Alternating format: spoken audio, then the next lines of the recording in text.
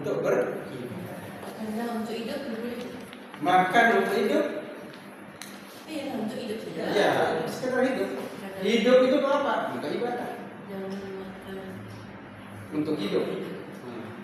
Hiduplah untuk Ustaz, ikrar kita tadi bang, solat dengan sujud pergunakan ia sebagai niat kita di seharian.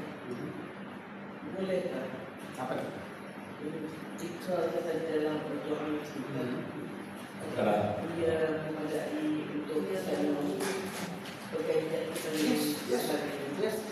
Dari sana, kita apa yang itu kan dalam setiap yang buat bila ibadah. Saya kadang-kadang kita ni lupa kan.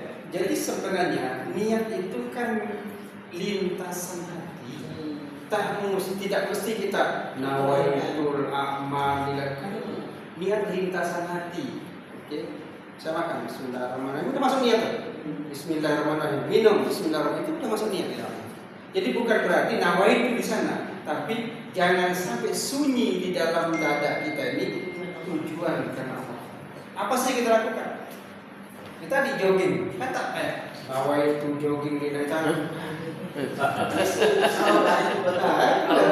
Jadi ikrar dalam diri itu keyakinan atau ucapan hati kita itu lah niat. Masukkan murid dalam murid Ustaz. Maka turjim nama ini sebenarnya. Oke. Cinta dunia sama dengan akar segala kesalahan. Cinta berlebih. Cinta boleh berlebih, itu yang salah. Kan kata hadis apa? Dunia. Dua perkara yang membebankan kehidupan manusia. Hubbud dunia wa karahiyatul maut. Cintakan dunia secara berlebih dan membenci kematian. Dua perkara yang membebankan kehidupan manusia. Hubbud dunia, cintakan dunia secara berlebih dan membenci kematian. Nah, orang-orang soleh, dunia itu dijadikan sebagai media. Dunia mazra'atul akhir. Dunia adalah tempat bercocok tanam untuk akhirat. Wal akhiratu fihi hasadah. Di akhirat tempat kita memetik hasilnya. Dunia itu ya, kalam kita, ucapan kita mesti ia memiliki kalimat faedah. Perbuatan kita mesti ada faedahnya, sehingga ini merupakan tempat kita bercocok tanam. Setiap sesuatu dibuat itu mesti berfaedah. Yes. Jangan bawa masalah. Yes. Jangan main melihat temu saja. Sepertinya kalimat terakhir itu khas pribadi. Kacau temu itu susah. Ya. Temu apa? Temu sebenarnya temu itu kan bertemu, berjumpa. Jadi kita lihat berjumpa lah. Nah, itu orang akhirnya. Dari sebanding Ustaz. Kalau saya ingatkan panggilan saja dalam dakku dalam Iya. Kenapa dalam One plus one kalau balik. Jadi kenapa aku dalam temumu? Kalau balik one plus one. Kenapa aku dalam temumu? Jadi poin utama kita cintai dunia dengan sederhana, jangan berlebih. Sebab sesuatu yang berlebih itu dia akan salah. Para ulama terdahulu mereka sangat suka dengan kehidupan dunia ini.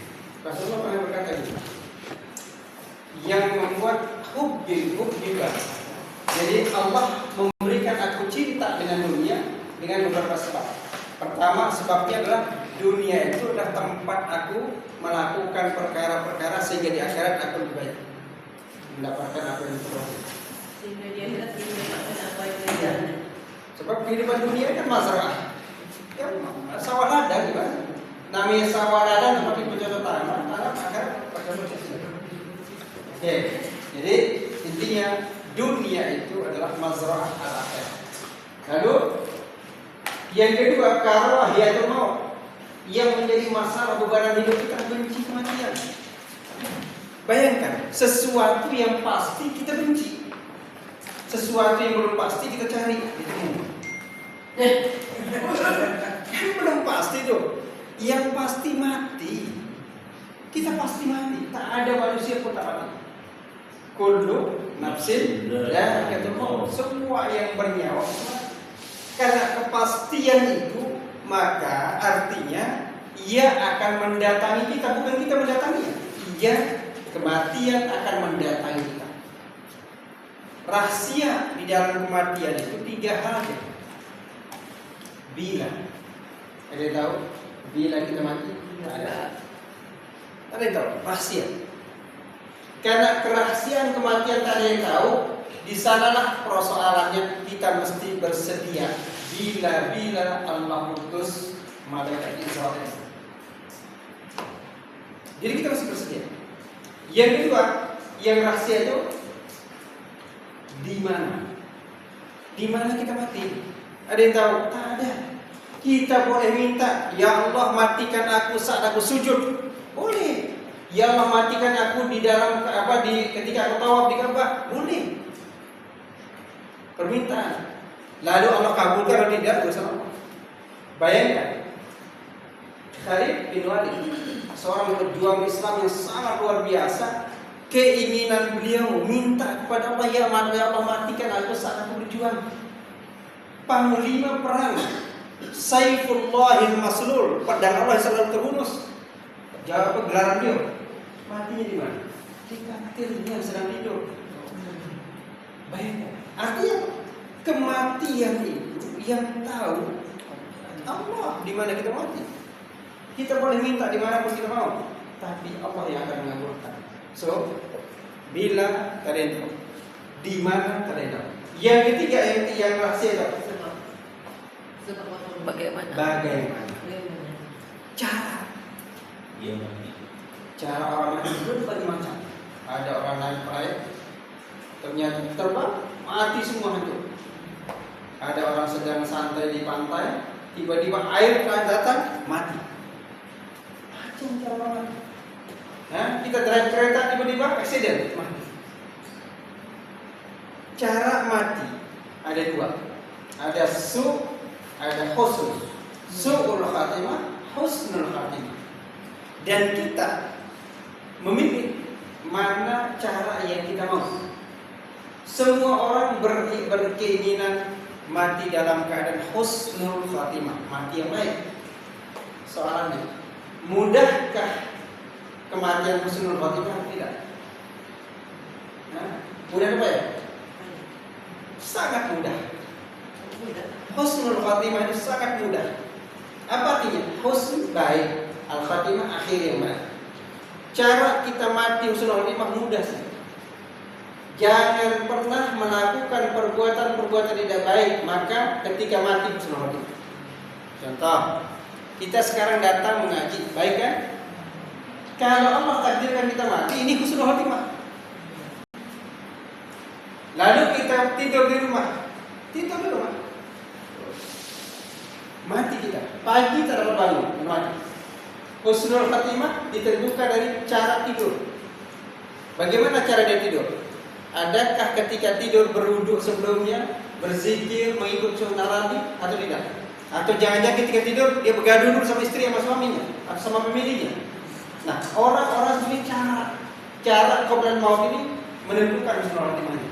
Jadi husnul khatimah adalah mati dengan cara yang baik. Maka usahakan apa yang kita lakukan dalam kehidupan ini adalah yang baik-baik. Berucap yang baik, bersilaturahim yang baik, berinteraksi dengan kawan yang baik, ada makan, sharing, ada semua, ada cara-cara baik. Jadi kematian yang baik itu sangat mudah, bukan payah. Jadi jangan bayangkan kematian husnul khatimah itu hanya ketika sujud saja. Jangan bayangkan kematian husnul khatimah itu karena hanya sedang baca Quran saja. Tidak. Iya, itu bagiannya. Tetapi kematian husnul khatimah sesungguhnya adalah ketika kita melakukan kebaikan, di sana malaikat Israel mencabut nyawa kita, adalah husnul khatimah. Oke.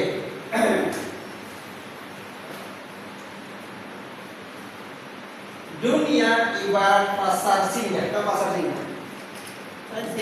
Transit. Pasar itu kan tiba-tiba kalau bulan Ramadan banyak pasar, banyak tempat jualan. Itu pasar-pasar yang datang tiba-tiba.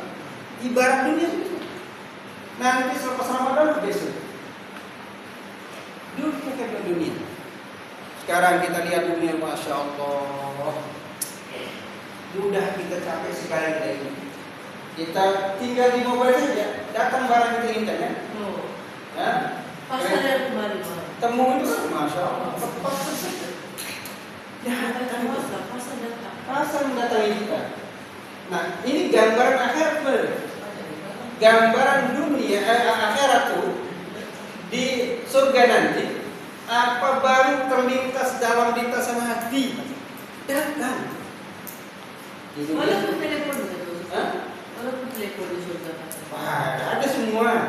Mau tahu? Kan tidak kita mau bisa. Ikut saya. Amin. Oke ya. Bukan tempat tinggal yang kekal dunia itu.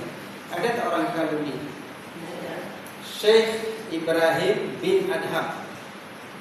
Contoh ketika beliau sebagai seorang raja, dia hidup